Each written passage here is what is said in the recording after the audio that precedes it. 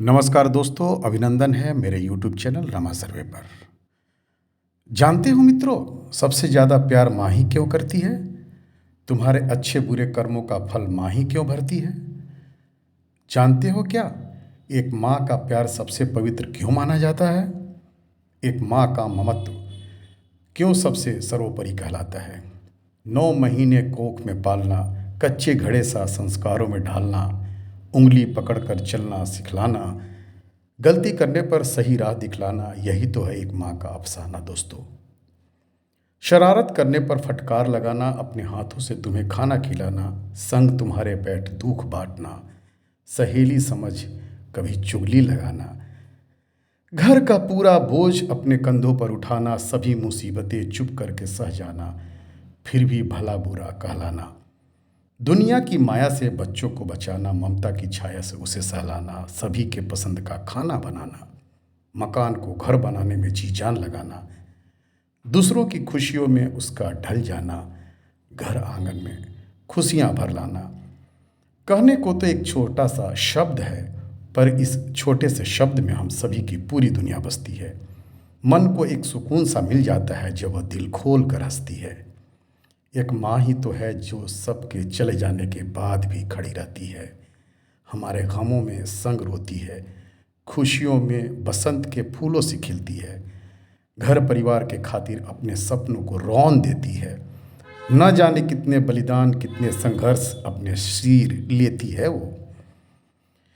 आज का दिन मेरे लिए एक संवेदना का दिन है मित्रों। 25 दिसंबर, एक कहानी औरत का, एक माँ का, जिसका एक कठोर और पवित्र निर्णय मानव पटल को झकझोर देता है मित्रों, मैं प्रस्तुत कर रहा हूँ। प्रोफेसर अपनी क्लास में कहानी सुना रहे थे। बच्चों, एक बार समुद्र के बीच में एक समुद्री जहाज आंधी तूफान में फंस गई और डूबने ही वाली थी।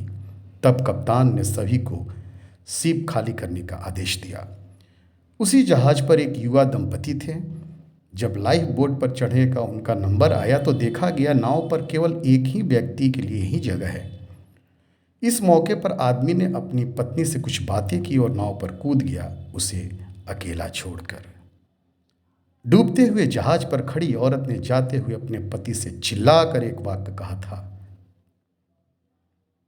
तब प्रोफेसर जो स्टूडेंट को स्टोरी सुना रहा था, वो स्टूडेंट से पूछा, तुम लोगों को क्या लगता है उसे स्त्री ने अपने पति से क्या कहा होगा? ज़्यादातर विद्यार्थी फौरन चिल्लाए गुस्से से, मैं तुमसे नफरत करती हूँ, I hate you, I hate you.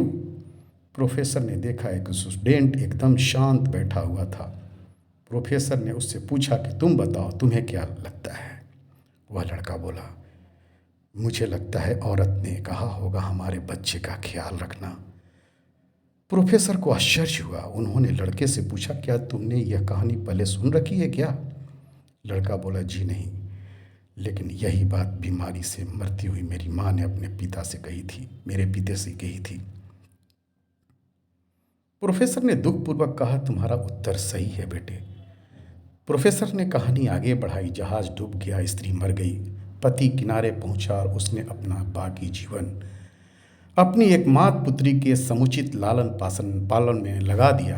कई सालों बाद जब वह व्यक्ति मर गया तो एक दिन सफाई करते हुए उसकी लड़की को अपने पिता की एक डायरी मिली।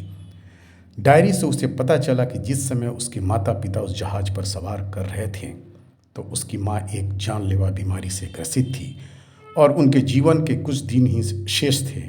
ऐसे कठिन मौके पर उसके पिता ने एक कड़ा निर्णय लिया और माँ का सहमति लिया था और लाइफ बोट पर कूद गए थे। उसके पिता ने डायरी में लिखा था, तुम्हारे बिना मेरे जीवन का कोई मतलब नहीं है, मैं तो तुम्हारे साथ ही समंदर में समा जाना चाहता था, लेकिन तुम्हारा निर्णय ही अपनी संतान का ख्याल रखना, मुझे तुमको अकेले छोड़कर आना पड़ा। सच तुम एक वीरांगना हो। जब प्रोफेसर ने कहानी समाप्त की तो पूरी क्लास में शांति थी। दोस्तों, इस संसार में क्यों सही गलत बातें होती है, काफ़ी जटिलताएं हैं जिन्हें समझना आसान नहीं है मित्रों। इसलिए ऊपरी सतह से देखकर बिना गहराई को जाने समझे हर परिस्थिति का एकदम सही आकलन नहीं किया जा सकता है मित्रों। चलिए दोस्तों, आज पुण्यतिथि है मेरे जीवन में आए एक ऐसी शख्सियत का, एक ऐसी ही शख्सियत का, एक ऐसी ही स्वर्णिम संबंध का जो स्वर्गीय एहसास करा जाता है मुझे आज। एक ऐसा संबंध जिसका नाम मैं आज तक नहीं दे पाया। एक संबंध जो न रक्त से ताल्लुक़ रखा और न ही गोद लेने से, और समाज ने जो नाम दिया वो मुझे गंवारा नहीं, और मेरे लिए कुछ यूँ कहें सटीक नहीं। बस एक सामाजिक संवाद में बधा रहा मैं। अम्मा, सभी बच्चों की अम्मा, आज पुण्यतिथि है उसका। एक ऐसी शख्सियत जिसमें इंद्रधनुष की भांति सभी रंग समा जाते हैं। शायर के शब्दों में एक ऐसी काफिया जो गज़ल को मुकम्मल बना जाए। माली के शब्दों में एक दिलकश फूल जो पूरे गुलशन को महका जाए। ऋषि वाल्मीकि जी ने कहा होता जो माँ के बारे में था तो तुम्हारा स्थान स्वर्ग से भी ऊंचा है। वेद व्यास ने अगर कहा होता तुम्हारे समान कोई गुरु नहीं।